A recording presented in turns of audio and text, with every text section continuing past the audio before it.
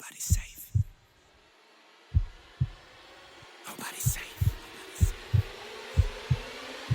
Nobody's safe. Soon as we step out the cage, we raising all of the stakes. Make no mistake, either you stay in your place or we putting you on a plate. Look at our face, we put the fear in the dirt. We had to struggle for change, pick up the pace. We put in infinite work, that's why we stay getting paid. Y'all running late, we moving on to the next. You still been stuck in a phase, there's no debate. We draw the line in the sand, we say it straight to your face. They underrate, till we put the team on our back. We took the city to state, what it's gonna take. Another S on our chest, another beat in the grave.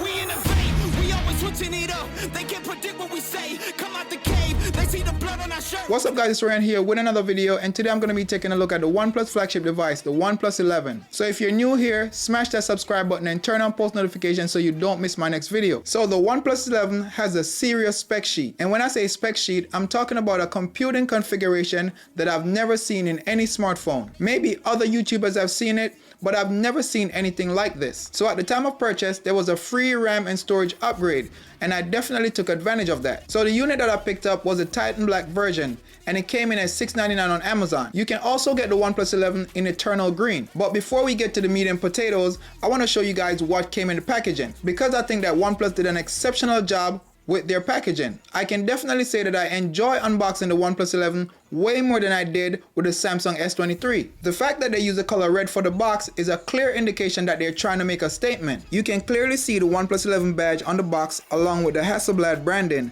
which I think was nice. Inside the box, you'll find another little box with documentation for the OnePlus 11.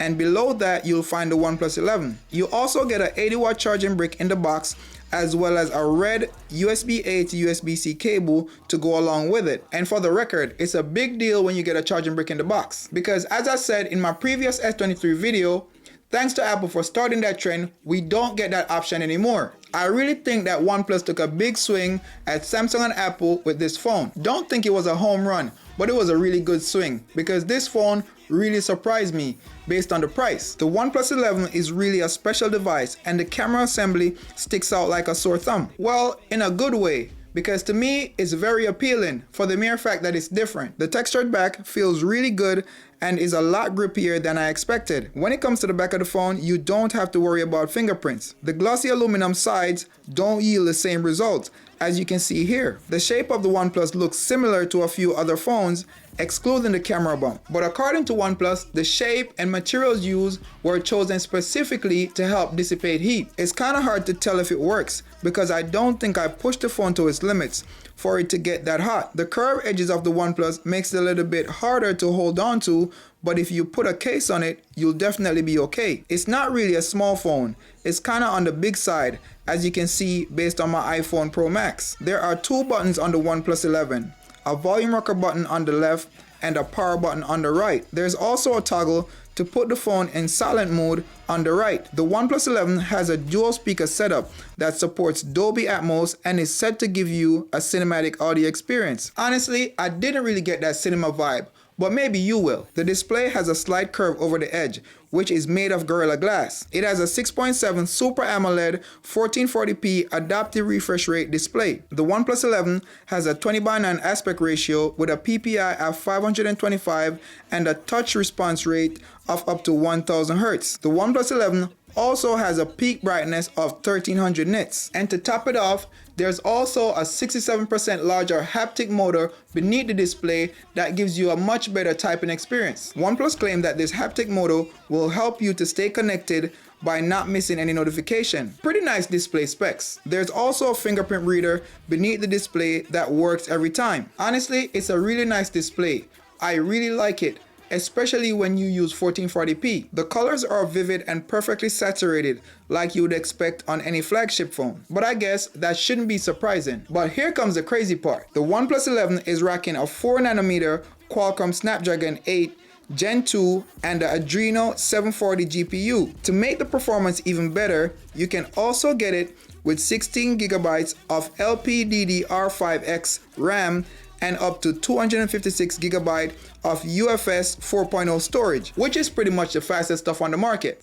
Oh, it also has Wi-Fi 7, which is also the fastest on the market. The OnePlus 11 has a 5000 mAh battery that charges from 0 to 100% in 27 minutes with their 80-watt charging brick. And that Samsung is fast charging, not no 25 watts. And OnePlus claimed that the OnePlus 11 is supposed to keep its peak battery capacity for 4 years. Honestly, that's great for future proofing and will definitely go a long way with software and security updates. So I guess it's fair to say that OnePlus has the most powerful smartphone on the market. I mean, it has internal specs that you only get on gaming laptops. So if that doesn't speak to the power of this thing, I don't know what will. But the big question is, does these specs translate to real-world performance while using the phone? So for software, it's running Oxygen OS 13.0, which is a version of Android 13. Not my favorite OS, but it works for day-to-day tasks. Gaming is pretty good, as the adaptive refresh rate does its job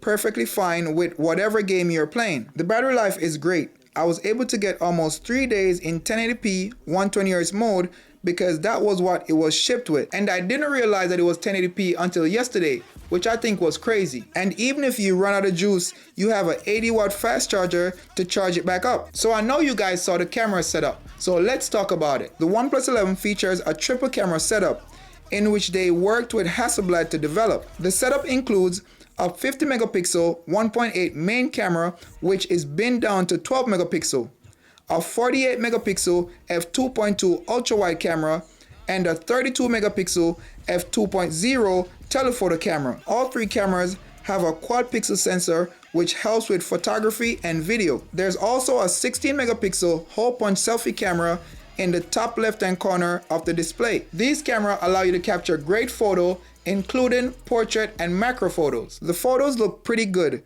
but I was expecting a little more due to the fact that Hasselblad makes some nice cameras. But technically the OnePlus 11 cameras were made by Sony, but it seemed as if Hasselblad helped with the calibration. The macro mode works, but not as expected.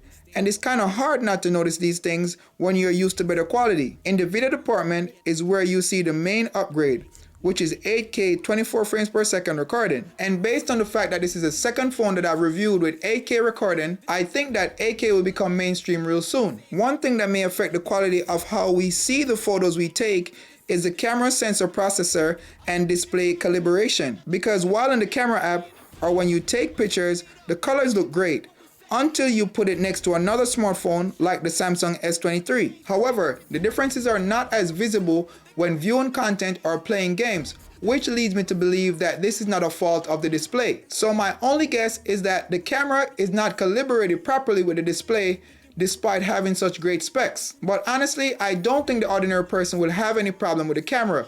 I'm just being picky. I just think that the colors that you get from the camera is just a little bit off. Other than that, I think it's a great camera setup. Plus, everyone have different likes, so you'll find a ton of people who think that is perfect. On the flip side, something like this can be easily fixed with a software update, so no need to worry. The OnePlus 11 is not IP67 or IP68 water resistant, which I think is a bummer. So if you buy this phone, do not get it wet. Keep it away from water at all costs. The next thing is that it does not have wireless charging, which I think is something that all flagship phones should have. So clearly OnePlus dropped the ball in this arena. So not everyone relies on wireless charging, so that shouldn't be that big of a problem. So who should really buy this phone? Well, if you're looking for a smartphone with the highest specs on the market at a great price and you don't care about the fact that it does not have wireless charging or water resistant, then the OnePlus 11 will be perfect for you. But if you're looking for something that has great specs, wireless charging and water resistant, check out my Samsung S23 video. I'll be linking it in the description below. I will also be linking the OnePlus 11 in the description below. So in conclusion, I think the OnePlus 11 will make a lot of people happy,